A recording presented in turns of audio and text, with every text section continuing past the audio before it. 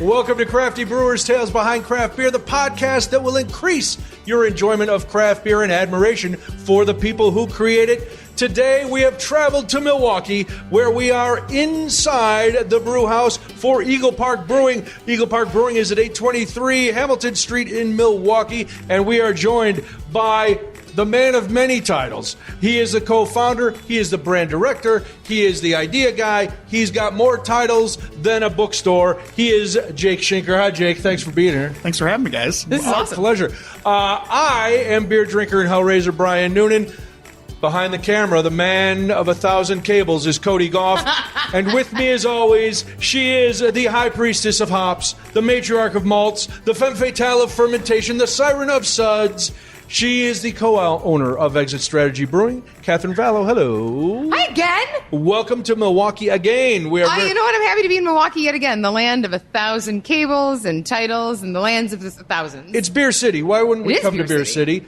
Jake, thank you again for being here. This is very exciting to be at Eagle Park that started out small and is growing exponentially. There's a lot of interesting stuff that we're going to talk to you about, but because Cody likes me to tell what's coming up, we are going to bust a beer myth. Mm-hmm. We are going to talk to Jake about all sorts of things, including some giant machinery that is sucking all the moisture out of all grains.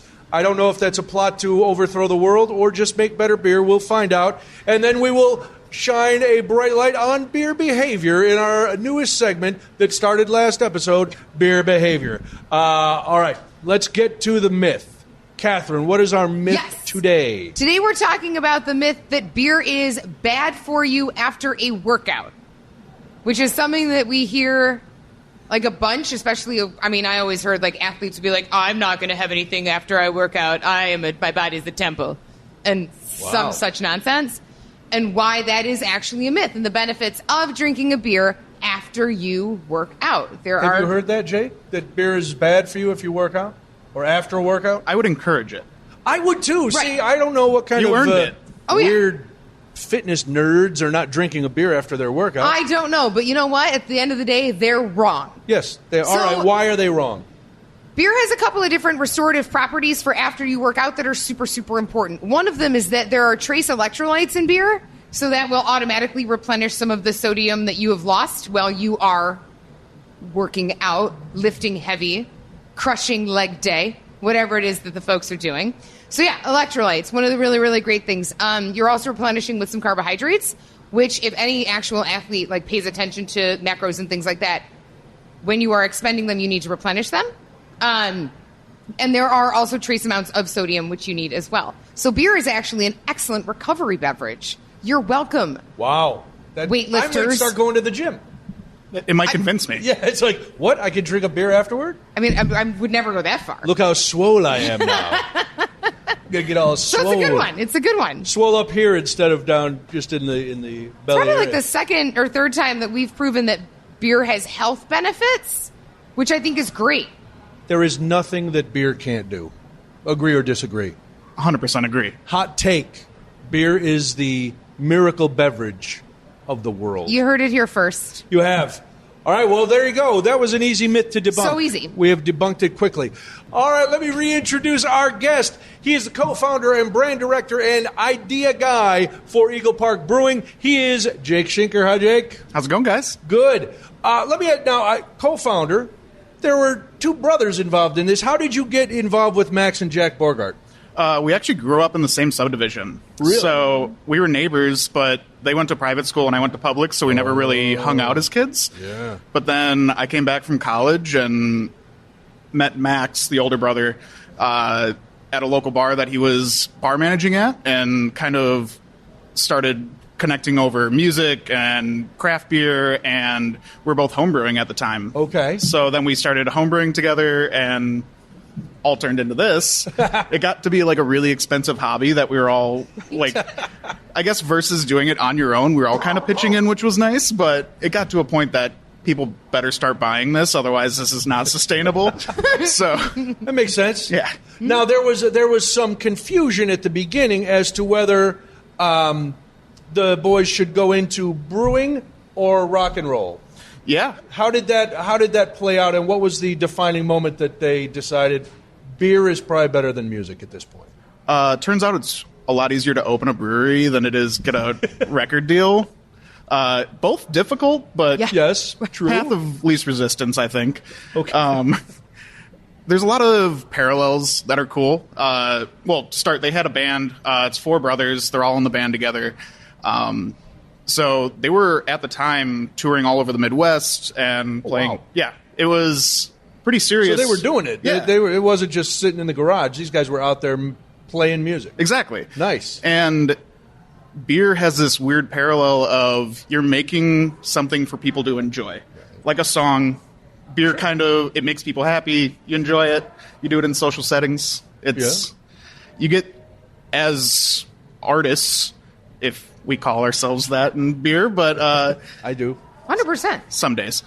Yeah, true. All right. When everything works out just absolutely fine. Yeah, then it's intentional. Then you're 100% an artist and a chemist and a science and every other cool title that you can come up with.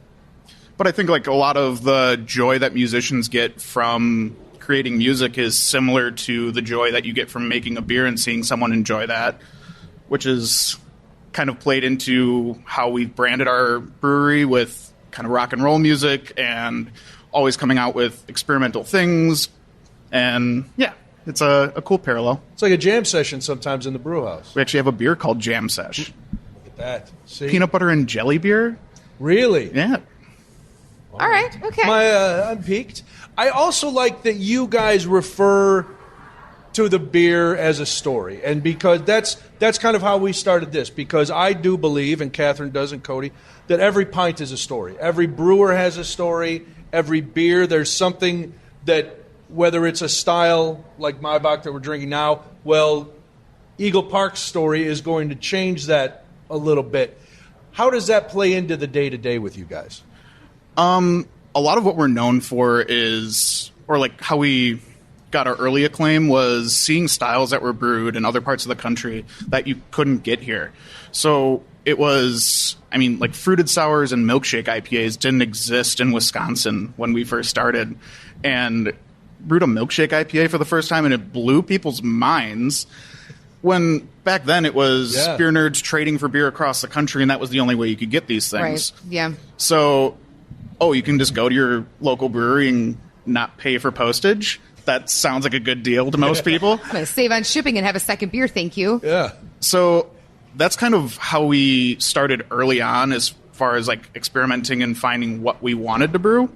But then nowadays we have all the tools to make anything we want, and we've made a huge effort to do that, and there's no limitations anymore. Versus in the early days, it was you're limited by what you have available to you.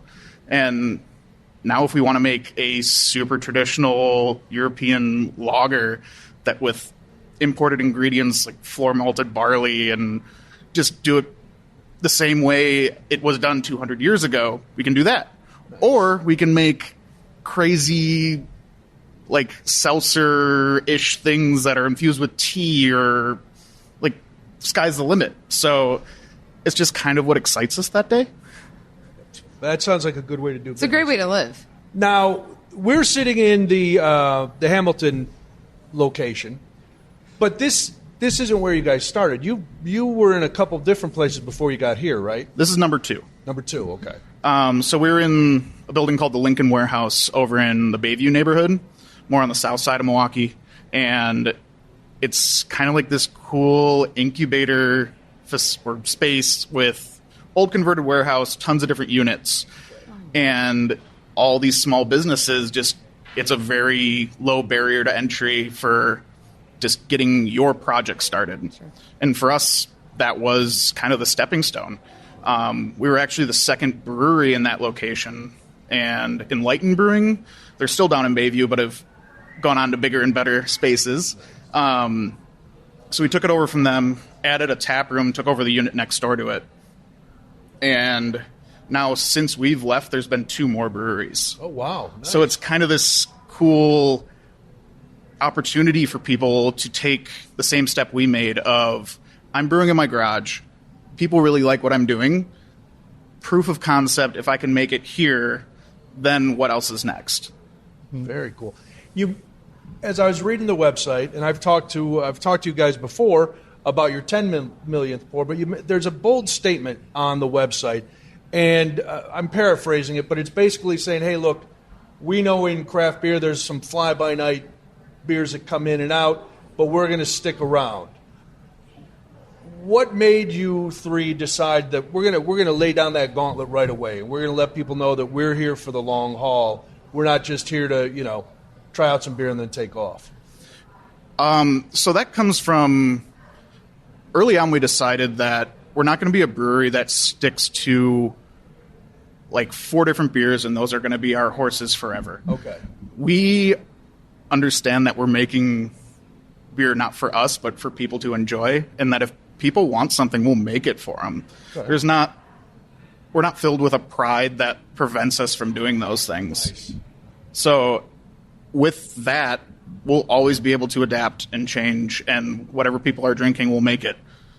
What's been the biggest change that so far since you've come to this facility? Like as far as people going, oh, we want, because I know Catherine is dying to talk to you about some of the more experimental stuff, which to me, Please notice how calm I've been this whole time. That would make me nervous as a brewer to go, because just hearing the description of how some of these are made, I'm like, I'd be afraid to do them. Is like, what's been the biggest challenge when you listen to people and say, all right, well, they want it, we're going to try to brew it?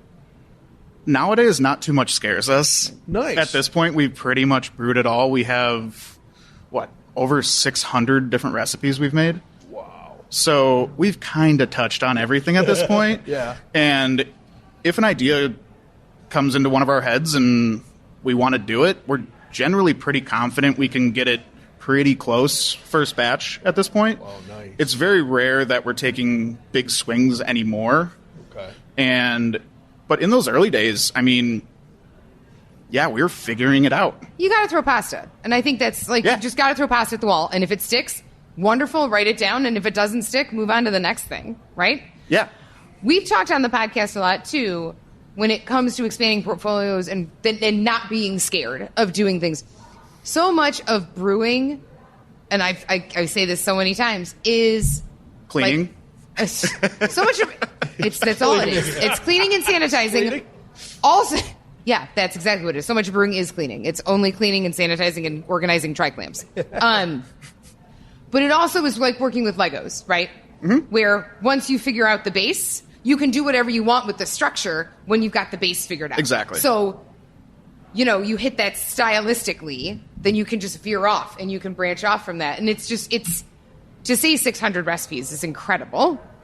And to know that stems from, I'm going to try it. I might fail. I might not. I'm also going to do the research, and I'm going to get into the science and the chemistry and all of the cool things behind it to make sure that it works. When you're talking about more experimental beers, is there that base, like a common base, where then you're going to go off into do, whether it's, I don't know, what are some of the experimental methods? Open lagering and things like that? Yeah, but for my money, sours are a good example of that, right? So, very much so. If you nail your sour base, your base sour, okay, you can take that base sour recipe and tweak it and grow it and change it and modify it where it still also stays true to what its base component is. Yeah, that's a great example. We're sitting in front of our fooders here, so we have two different. I didn't even talk about what is a fooder for those? Essentially, a giant barrel. Quite literally. I would have guessed that, Jake. But so you're relying on, rather than storing in a stainless steel tank, wood's porous, so it's going to hold on to all those microbes that kind of give your flavor. Yep. And then we just kind of, now that we've established what that flavor is, you can kind of you pull beer off of it, do what you want with it, but then just fill it up with that base beer again. Oh, and it'll pull the flavor back out? Exactly. Okay. But then so we're starting with these two bases, and from there we'll put it into barrels, put on different fruits, that kind of thing. You can make a plethora of different beers just from two, which is really cool. Wow. And does that go for all styles, or is that exclusive to sours? That's a very traditional sour method, but I think what we were kind of getting at before is with that experimentation, it starts as, so the simplest example would be like IPAs. Okay. We know our base IPA recipe like the back of our hand. Mm-hmm. If a new hop comes out, we're not scared to throw it into that recipe because we know it's going to be, our process is there. It's going to be a sound beer. Right. And that's, I think that's part of it. That's a great phrase to put on it, too. It's like, it's going to be sound because I have made it thus. Like, I've made it sound. Yeah. And now I can play with it. It's scientific method. You don't change everything every time, but you got to start with a control and then experiment from there. Mm-hmm. So sciencey. I like Karen. Taking it back to middle school. Loves this science, which is good because it is all. I've always said brewers are mad scientists because just listening to you talk about, well, we take this and then it pulls out of the wood and then we put it in a barrel and then it's like, oh, okay, good. And I could just come in and you'll pour it in a glass for me and I don't have to worry about that. That's all you need to know. That's perfect. Yeah. Do I like it or not? You mentioned that when you guys started, you brought in beers like milkshake IPAs and some others that the market had not seen before. Are you still able to shock or surprise the market after people have been exposed to all different kinds of beers over the years? It's harder. Yeah. There's just so many more breweries. There's so much information online nowadays. I mean, back when we first started, it was kind of breweries inventing styles still. And I think we've kind of hit the point that most things have been done. And if they haven't been done, they probably shouldn't. We still see a couple of those every once in a while. Yeah. Want to give an example? Why is this here? Asparagus beer. Pass. But I think it's, as far as like shocking people, no. I think people are shocked nowadays by how many things we offer at the same time that are so stylistically different. Yeah. I mean, at our other location, we have, at any given time, 50 to 60 different options of all our own product. God. Well, what's interesting, when you or I went up at the bar and we were getting the fight, you said you've gotten to a point in your development where you guys are more referring to yourself as a beverage company, which is fascinating. I mean, I could talk about this shift with brewers and breweries kind of going, all right, well, I've got my beer down, and now I'm going to address other parts of the market with these, with seltzers, with, other beverages. Yeah, I mean, these big brands now have kind of cultivated this other segment of the market with hard seltzers and RTDs and stuff like that. And it's a whole nother palette for us to work with of creativity. And just because it's not a traditionally brewed beer, it's still just as rewarding to make a good final product for us. So we don't. Well, the art and the craft is there as well. That's the thing. Just because it isn't a quote unquote beer doesn't mean it isn't as equally, treasured and crafted. If anything, we spend same amount, if not more time developing recipes for our more malt beverage kind of things, just because it is it's not new to us, but there's less to hide behind as far as our knowledge base of when we are making a West Coast IPA. We know how to do that. There's so little to hide behind flavor-wise that if your product isn't filtered properly, fermented properly, it shows through really quickly. You have to use the highest quality ingredients, otherwise it's going to taste off. And we've all tried hard seltzers out there that are just like, not for me. Right. How much quinine can I put in my mouth? All of them. Right? Basically. All right. You've mentioned the other location, and that's where a lot of science will come in because we want to talk about this new contraption, the brew house that you've put in. But first, this is a time where we enjoy a beer and take a little sippy sip, and you tell us what we are drinking. Hang on, Cody. Do we need to take a break for old-timey jazz piano music? Always. Cheers, guys.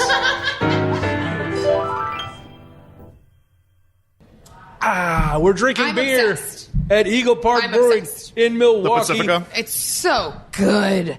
Catherine is obsessed. Sorry, what is Catherine drinking? Listen, man. So that's our Pacifica Sour, part of our sour program here. So that beer is foeder aged, and then dry hop with Pacifica hops. It's so nice. How long would that age in here then? I was looking at the tape on them, marking them. The one on the right is a batch from 21. Oh, wow. And then, 22 on this one closer to us. Wow. It's just the hop presence on it is enough to let you know that hop is there without it punching you in the face, which I'm all for getting punched in the face by a hop. But it is delightful. Like, the profile on this is great. I'm having trouble finding words. I like it so much. What else is in your crate of fun? Oh, my crate of fun. I have 19th Tea. Yep. What is that? It's technically a hard seltzer, but it's steeped with black tea and then lemonade. Jesus, like Mary an Arnold Joseph. Palmer, right? Okay. I live here now. I'm sorry, husband, parents, everyone else. I live here in this class specifically. This is crazy. Yeah, so that's under the MKE brand for us. Kind of, that new realm of non-beer things that we make. Okay. And so good. It's just refreshing, light. We now make a couple different flavors of that and just launched variety packs like last week. Oh, man. So you'll have to how get much some room for is in the road. trunk? We got plenty of room. You stock up. Cool. And this is the one that I know you probably went crazy for just because of the description. What is this? So this is Wheat Wave, our newest seasonal for MKE. You can smell the funk right on it. So this beer has 0 fruit in it. Okay. It is a wheat ale brewed with thiolized yeast. Oh. Are you familiar or not? No, I am. Please explain. Okay, Brian. Well, I am. Most yes. people are not. So please. When Thiolized, you said? Yes. Thiolized yeast. Okay. So when beer's fermenting, yeast is eating away that sugar, creating alcohol. Okay. It kind of spits off things called esters. Okay. And those are what give beer its kind of distinct flavor, whether you're having like a Belgian style beer. Like that specific flavor is from that yeast. Oh, all right. So thiolized yeast is basically been engineered to create specific esters that are like guava and super ripe pineapple, and those aromas explode out of that glass, but there is not a drop of fruit in it. Really? The nose on this is, tropical is no lie. The nose is super tropical, but you also get that cool funk that happens with, this is just great. This is so good. I own a hat that says just Styles on it. Love that. One of my favorites. Just says Styles. Nice. That's it. Everyone's like, what does your hat say? Never you mind. You enjoyed I'll be over here. Enjoyed your with my cool Styles. funk? I am. This is incredible. I'm just, Well, now I feel like a pedestrian. Just listen. what am I both drinking? kinds of drinkers. Or Maybach. The Maybach rules. This is where my comfort zone is. I like the malty. I like the fall beers. I like that it's now we're taping this in March, and you still have a Maybach. Thank you. Of course. Thank you. Because most times, sorry, it's October 20th. No more Maybachs. We love our lager program because it is so polar opposite from everything else we do, in that it is hyper traditional, using traditional methods, the best ingredients we can find, and just making our best effort to make these styles that have been around for so long. And it's more of a passion project, or at least it started that way for our brewers. Yeah. Just that we have a reputation of just making like wild, crazy stuff, but it's like kind of a badge of honor to say I can do both things. It is one of those styles to lagering, not just Maybachs, but like lagering does bring so much credibility to the look at how low and slow I can go and how clean I can do this and how absolutely crisp this is, right? It's great. This is wonderful. I haven't smelled your beer yet today. It is a nice balance as a consumer coming in and finding traditional styles like this, and then for people who like a little more adventurous style or cool funk or thionized yeast. Thiolized. Thiols, yo. I can't hide Get my down on thionize. Thank you. Little Eagles parody. Just a little musical interlude. All right, for two things. Well, no more than two things. But first, let's clear this up because I asked you about this before because people in Milwaukee are probably very familiar with this. I was confused. Eagle Park and MKE are both represented here, but Eagle Park is both now, correct? Correct. So coming up on like a year and a half ago, we purchased the MKE brand. Okay. It was on its way to be just kind of faded into existence, and right.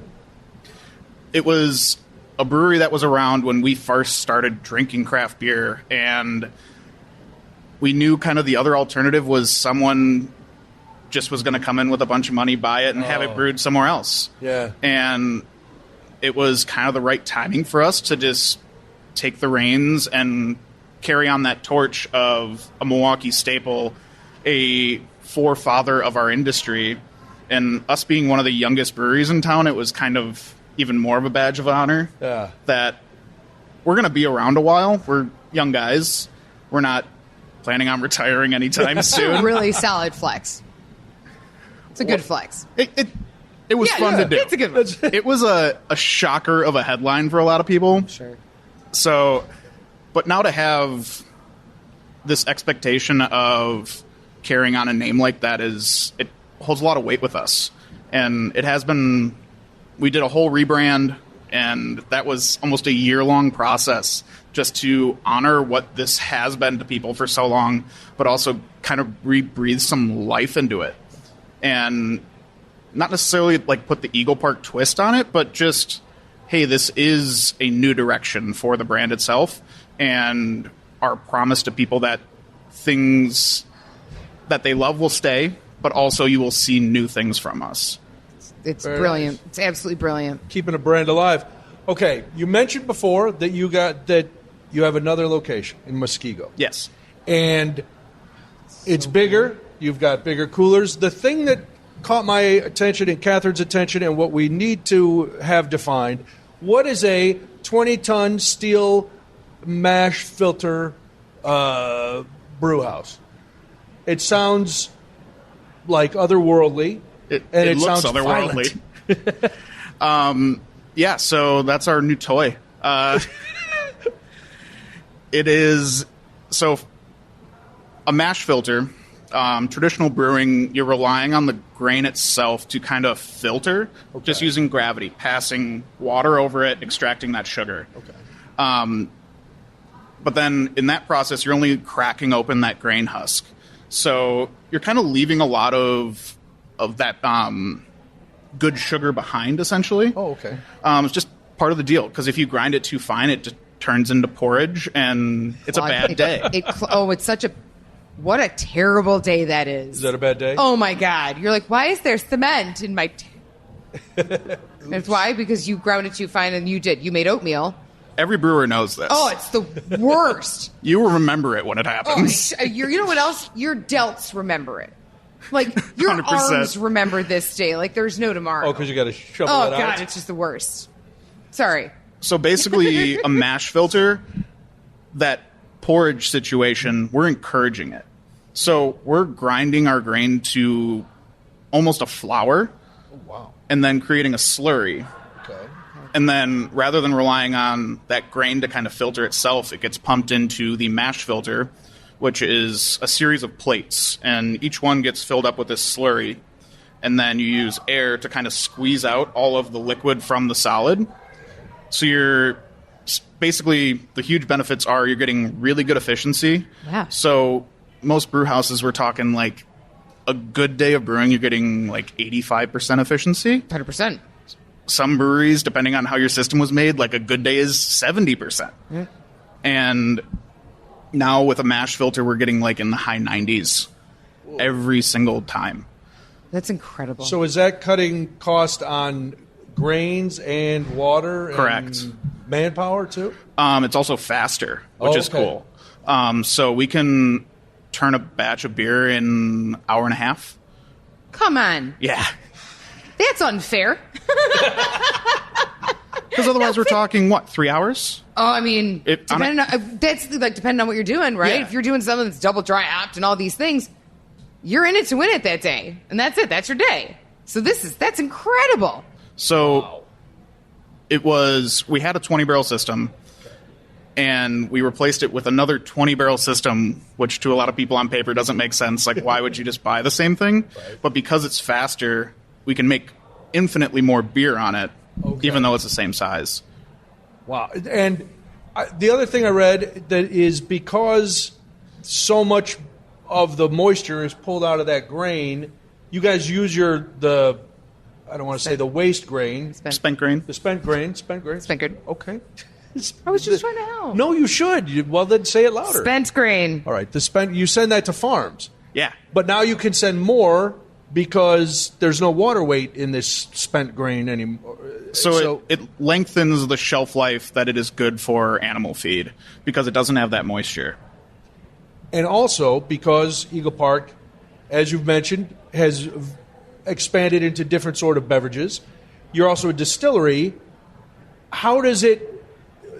There's something with the grain now with this mash filter that helps with distilling too?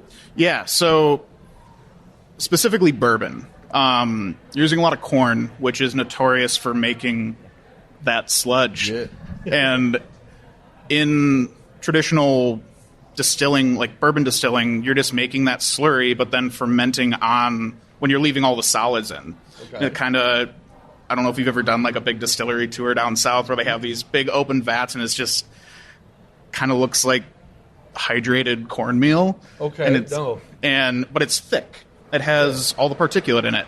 So now we can do the same thing, use that corn, but we're actually getting better fermentation because there's no solids in it. So we're getting more efficiency. It's quicker. It's cleaner. And rather than like just making a mess everywhere, which bourbon mash does. Sure does. It's sticky and thicky. Yeah. It's just kind of gross all around. Yeah. For something so delicious. Yeah. It is so gross to make. Now, is this system it came from Europe, right? This type of mash. Was that what I read, that there were 3 different sizes? You guys are like the middle size system for this?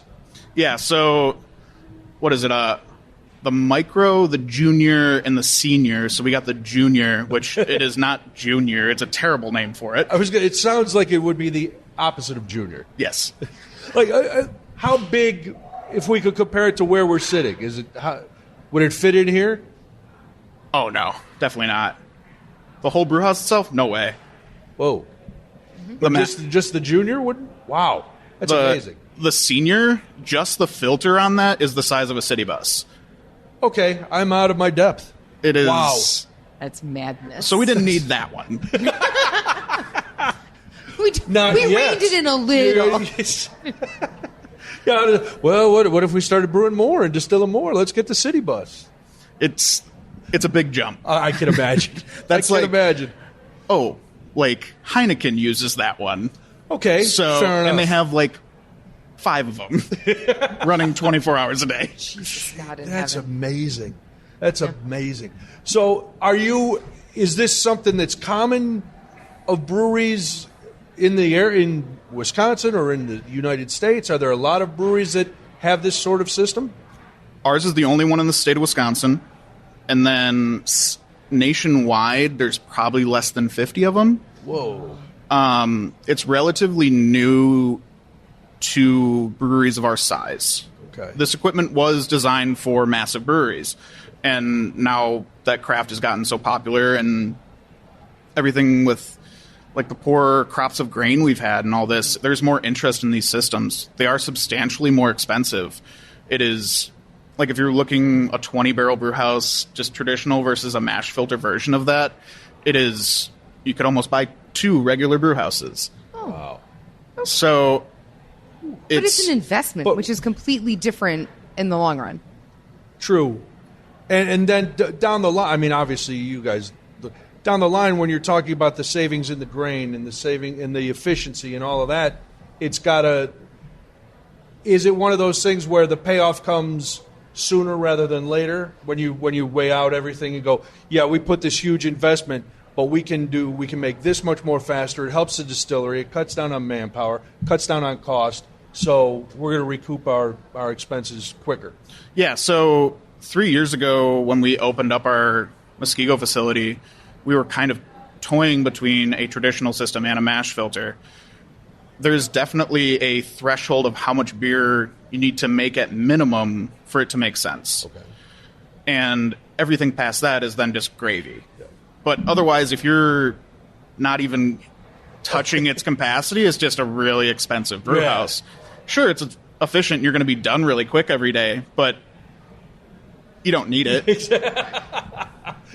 Well, you guys obviously are needing it. Where do you see the portfolio growing? I mean, you've got traditional styles, you've got experimental stuff, you've got sours, is there, as Eagle Park looks at your beer program, where is that going to go? It's specifically this year, a lot of the trends that we're kind of seeing is moving away from 16-ounce cans, going back to 12s. Oh. Is that a cost thing, or people just want a 12-ounce can? It affects your price point on shelves. There's a value proposition there. There's also kind of another trend that is contributing to that, and that is ABV of beers being higher. So we've talked about that a lot. With that higher ABV, do you really need 16 ounces, or would you rather have the ability to have 12 kind of thing? Yeah, makes sense. So those are kind of two big things that we're moving around. It's not necessarily the beer changing itself, but how it is packaged is a big thing right now. Stylistically, things are going lighter again, too. More sessionable. Like our Wheat Wave that you tried. It's just kind of beers that you can have a bunch of. Yeah. And and I will. It's my favorite kind of beers. Yeah, that I get a bunch sessionable. of. Sessionable. That's a fancy name. We ask the same three questions of every brewer at the end of the interview. First, the hill you will die on. The type of, and I don't know if this is going to relate to you guys based on one of your earlier answers, but the style of beer that, even though it's popular, you're just like, no, that's not for us. Pumpkin beers. Oh, you will never do pumpkins. Yes. Why not? What is it about pumpkin beers that raises your ire? First of all, I can't have them. I'm allergic to something in pumpkin spice. Okay. I haven't nailed it down yet. So, personal hatred. Personally, no pumpkin. Sure. Well, I personally hate pumpkins, too. It's aggressive. Yeah. Oh, A pumpkin killed her father. It's aggressive. All pumpkins just No, they're out. pumpkin belongs in a scone or in a bisque. Hard stop. There was a pumpkin truck accident when she was a child. it's It was tragic. I'm horrifying. still working through the trauma. Anyway, pumpkin beers. She's actually Linus. We just don't think there's... Oh, that was good. You can't say that wasn't good. really good. Stop it. That was good. No, it was really That good. was really good. You did. All right, go ahead. So I'm sorry. I think it's, for a long time in craft beer, there's been so many examples, and the good examples are few and far between. It is very hard to work with a squash. It is. I have said that since I met Cody. You know what's really hard to work with? A squash. All right. Question number 2. A beer that you guys have brewed here at Eagle Park may have been wildly successful. People may have loved it, but you guys are like, nah, we're done. We're not making that one again. For whatever reason. Oh, that we're not making it all? Yeah, that you just like, okay, we did it once. It worked out. People drank it, but... We did a couple beers with cream of coconut. Cream of coconut. Okay. Yeah. And it is just the worst thing to package on the planet. Just gelatinous goo. Well, it's like, there's so much oil in it that it just makes like this pond scum of foam on top. It's delicious. Don't get me wrong. I assume it's amazing and a little strange looking. Yes. Okay. But like, we basically made a beer version of a pina colada, and it was the best tasting thing on the I was planet. going to say, you've got my attention. But leave it in the can, because it is not pretty. Pond scum of foam, Cody. That's the name of the next episode. So It's not. So that one you wouldn't, even though it was delicious, too much. yeah. Too much. See, that's exactly what we're looking for. And finally, you're off the clock. Could be an Eagle Park beer. Could be something else. What's your go-to sitting at home on the porch beer? I drink more High Life than anything else. Really? That seems to be a that's thing, a brewer right? thing. I was going to say that is a brew brewer house thing. brewer. Like, what do you want today? I want to fill in the blank High Life. Thank you very much. But there's good reason for it. You can find it everywhere. Yes. It is a awesome lager. Yeah. Like, if we made that product, I'd be so happy. Okay. And just like, I could take pride in that. It's a well-crafted beer. And it's tasted the same forever. They do it right. And I get weird looks all the time when I order one because they expect me to order like the craziest craft thing on the menu. Nope.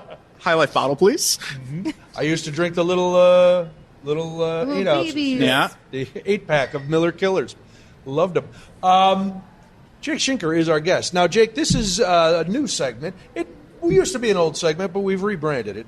And this is beer behavior. Beer behavior. Beer behavior. Yes. See, Cody, I listen once in a while. Yeah, I know you do. Specifically once in a while. Once in a while. I don't want to listen to you all the time. Squash. Anyway, so what is our... this is the beer behavior. You're going to do it, yes. No, we can do, yes, if we're ready, let's do it. It's specific to you and Eagle Park. Eagle Park, which we're excited about because we are starting to examine different trends in the industry and where beer and beverage and alcohol in general is going. And one of the things that's starting to spike is THC Seltzers. Yeah. And there's really defined intricacies in this trend. Because I think, and you guys have the Alto Series, which is your THC series, yep. right? THC and CBD. We're seeing more and more people head this direction with their non-beer products, right? And spiking these with THC and things like that. One of the things that I wanted to talk about is not only the trend and why we're seeing this trend, but also kind of explore the differences, because it isn't, when people hear THC, they're immediately like, oh yeah, weed. But not all THC, there's like two kinds. There's THC from hemp and then there's THC from marijuana. Yeah. Right. So it's important to note as we talk about the trend that the THC that can be put in beverages is the THC from hemp. Correct. So it's hemp-derived. Yeah? So how did you guys get into that and explain all of the process to do that? Because how did you get there? THC, cannabis is not legal in Wisconsin. Correct. So what's going on with you guys? Are you operating outside the law? Is this some sort of shady business? It is legal just in the way that CBD is legal. Okay. It is a hemp-derived compound. So even though the hemp plant doesn't have a ton of THC, there is some. Right. So when they're extracting all these compounds out of these plants, there is THC left over.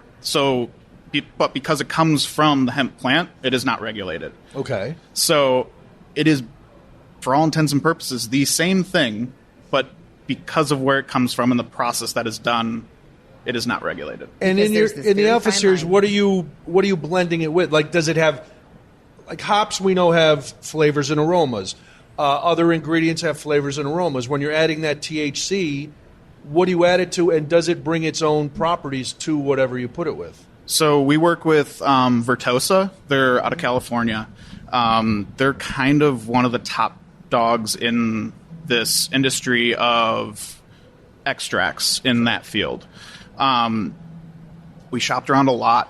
It is kind of a badge of quality for a extract like that. Number one, being water soluble is chemistry way above my pay grade, but making that happen, not an easy process from what I understand. Okay. And then having that then be flavorless and not impart any haze or anything like that is an immensely difficult feat of chemistry to do. And what led you guys? Where were your heads at in trend forecasting when you're like, you know what, this is a thing that we see coming. This is a thing that we want to do. Were there other influences around bringing this line in? How'd you get here? This has been on the whiteboard for 3-4 years. Interesting. And it was a matter of we didn't want to be the first ones. Yeah. Okay. We have so much else going on that if someone interpreted a law wrong and just decided to make our day terrible, like the implications of that could could make be your day really bad. It was like, why even don't bring be the in first this? guy. Yeah. So the advent of having these other brands bring in similar products into the market was kind of the tipping point of us like, okay, we can do this with confidence. If anything, if something weird does happen, we're not the only actors. There you go. And then we are definitely taking a very detailed approach to stability and quality of that product. The amount of R&D that went into that is, I think, more than anything else we've ever done. Well, and with the way that the industry is going and with the way that market share is going, and we've seen data pulled that suggests that, we've got younger generations coming up that aren't necessarily gravitating toward beer. They may be gravitating toward other products that either have lower alcohol or have an additive, and that additive is what's going to drive that consumer behavior. So I think it's an interesting trend in general, but I think like the line that you're walking is very fine. I'm fascinated by the whole process again because it's so sciencey. Yeah. So, like, edibles have been around for a very long time They sure in have. that industry. Beverage is uniquely different. Yeah. So edibles take 45 minutes an hour to kind of give you any effects. Beverage, we're talking 15, 20 minutes tops. Oh, wow. Okay. So we're actually kind of our goal when developing this was to have a very similar experience to alcohol. So it can be, people can know how they handle alcohol. Right. Not that it's going to be a 1-to-1 for people, but, drink half a can. See how you feel. Okay. Then drink the other half. Do you want another one? Rather than you take an edible, you're done. That ship you sailed. sign that Right. dotted line. And this may be, You did. I don't mean this to be a dumb question, but I'm not a THC aficionado. What kind of if we can go beer to the THC drink, it's kind of equal how much we could consume. What's the effect? Is the effect similar to getting, a buzz from a few beers, or? I think that's the stark difference in what we've tried to really be transparent about. I know you guys looked at our website and just kind of like tons of FAQ sections, Yes, what I there's can a lot- expect, all there's that. a lot on there. Really robust in its information, which I think is wonderful for something that's so new. THC is unique from alcohol in that it affects everyone very differently. Okay. Everyone, it doesn't matter if you use it a ton, you might still have a low tolerance. Right. Or you've never used it before and won't feel anything. Okay. It's just how we're individually wired. Hey, Cody, you know how recently you reminded everybody that you were super young? Yes. Okay. And You how also you were, love the weed. and how, right, and how you love. So, would you, as a consumer, be hip to doing a THC seltzer? Yeah. Okay. Well, you're just. I mean, I was just. Yeah, what's remember that? how young you are. Duh. I was just wanted like. I mean, totally. Yeah. Because in yours, it's, I think it's 3% or 3 milligrams of THC in a serving. And is there any CBD in it, or just the Delta 9 THC? It's the Delta 9 THC at 3 milligrams and then 5 milligrams of CBD. Okay. Have you ever had someone... So I know you don't get like a bad trip if you're high, but some people get paranoid when they are high, and that's why a lot of people don't get high because it's crazy paranoia or whatever. Have you ever had somebody like come to the bar and like have a bad experience with it and leave, or is it like the low enough amount? We don't serve it in our tap rooms because there is a strong correlation to mixing alcohol and THC that a lot of people don't like the aftermath of that. Ah, okay. If you want to have one or the other, great. But yeah, take it home. Crack one open on your couch. But don't do it here. Yeah, It's not like that we're concerned about it. We No, know about other breweries that do serve it in their tap rooms Yeah. and no issues. It's more of just we don't want to encourage the mixing. It's also like that point of not being the first. Why make your life more complicated? Right. It's like, okay, pretty sure nothing's going to happen. Everything's going to go as planned. But if you're one of those people, because you say nobody knows, it affects everybody differently. Why give anybody that, I think it's also so novel in this state, too, Yeah. that we don't want someone ordering that not knowing what it is Right. and having a very bad time, because it would be scary. Yeah. It's not like if you had a very low tolerance, ordered that expecting a 3% beer, and you're going to have a different experience. Yeah. Is it? Are people into it, or is it doing well? I believe it is our number one to-go seller at our tap rooms right now. Wow. And we are about to launch in distribution. So our distributor agreed to bring it on, and we're going to be That's huge. Yeah. So we kind of are on the cusp of seeing where this is going to go. That's exciting. Yeah. It is exciting. And so That's you've very got cool. that going. You've got obviously the brewing and the beer and all that, and the distilling. What's next in the world domination plan of Eagle Park? We've been hunting for a long time for a new brick and mortar home for MKE. Okay. It's hard. It really is. We know that we're not going to have production at this space because we just bought this new brew house. Like, Right. we are fully built out to make as much beer as we could feasibly need. If we get past that point, we have other problems. So finding a space that it speaks to the MKE brand, something that offers more than just a bar is really important to us, and that's why we're not rushing it. We want to find something that's right. And we've had a few things kind of go down the rabbit hole of, we're getting quotes from contractors and stuff like that, and something doesn't work out. All right, move on to the next one. And still looking. All right. And are you planning to keep the experimental stuff here for the time being? So you might have talked about it on previous episodes, but we have some laws changing in our state. Oh, as? May 1st, we can all now carry wine and spirits as a brewery. Wow. Okay. So Without separate licensing. correct. Without changing. Basically, you're getting like a state-issued liquor license as a manufacturer, whether it be beer, wine, or spirits. Wow. Good job, Wisconsin. Illinois, keep up. It took a while. Dude. But we That's climbed the hill. great. So it doesn't matter it doesn't matter if you're a brewery or a distillery. Once you get that license, you can serve all of them, and you don't have to manufacture all of them. Correct? Because that's our biggest pain right now is we added distilling mostly because we wanted to make whiskey. Yeah. But also because it was the only way for us to serve spirits. And we have to make everything we serve. So even our cocktail menu right now, we don't have things like vermouth. So that cuts out a ton of cocktails you can make. So we have to get creative. And the only thing we can buy in that we don't make is bitters. Jeez. Which thank God we don't have to make those, but Just tiny bottles everywhere. it sounds terrible. It really does. Yeah, it sounds awful. Sounds awful. Well, that's things good. seem to be going well for Eagle Park. Congratulations.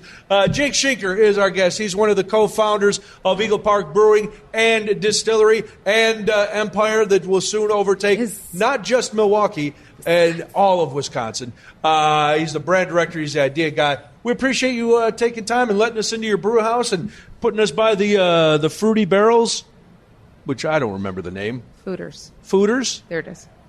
See, that sounds like you're just mispronouncing a wing restaurant. No. Okay. All right, then. Listen. All right, we've got some things. All right, here's what I need you to say. We've got all different ways and all different things. But Catherine, why don't you tell people if they're looking for fantastic merch or a way to support the show, what they can do? Yeah, absolutely. If you want to support the show, which, I mean, with this kind of high-quality production, why would you not want to do that? Please come out, buy our merchandise, craftybrewerspod.com. We have shirts and hats and hoodies and crew necks and long-sleeve tees and tote bags and so Do we many have a things. featured item today? We do have a featured item today. What would it be? So, as we were talking about in this episode, your base beers are like Lego blocks. So we have our Lego Crafty Brewer shirt, which I think pairs beautifully with our episode. Yes. Once you got your base, You can do all kinds of cool things. So yeah, we've got that one. That'll be up on the website. The other thing that we should talk about, as we so often do, the forefront of everybody's life, social medias.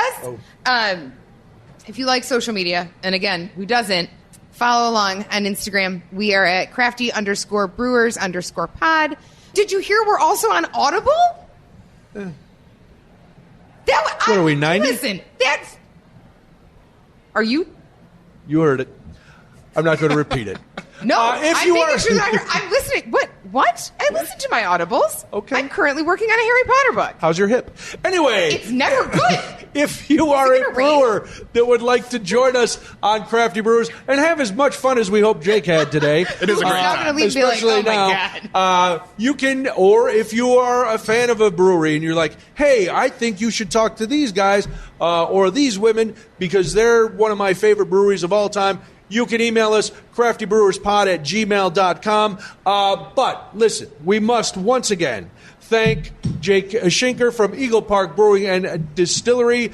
EagleParkBrewing.com is where you can get all the information, not only on their beers, not only on their 2 locations, but on the Alpha Series, the THC, the what? Alto. All right.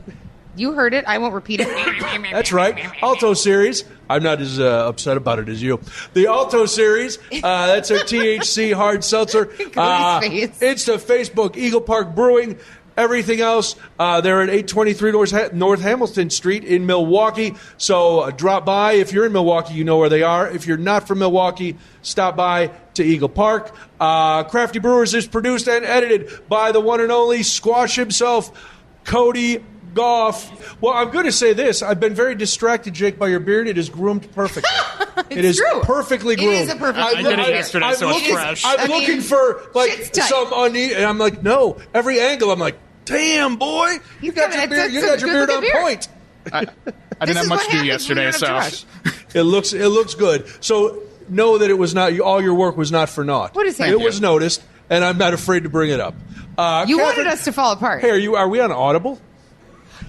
You know what else is on Audible? Harry Potter. Read by a British guy. And it's wonderful. And also my hip hurts all the time. And also it's probably going to rain in the next 5 days. And let's look for Brian's Horcruxes after this. Can we just do that? He split his soul a long time ago. If there was one to split in the beginning. I know. All right. Well, that's all we have time for today. It sure is. When we come back next time, we'll go from grain to glass with another fantastic brewery. For Crafty Brewers, I already said it was produced by Cody. He's going to get his plug in. Squash. All right. Crafty Brewers is produced and edited by award-winning podcast producer Cody Goff. She's Catherine Vallow. He's Brian Noonan. Any parting thoughts? We're on Audible. It always holds together till the end.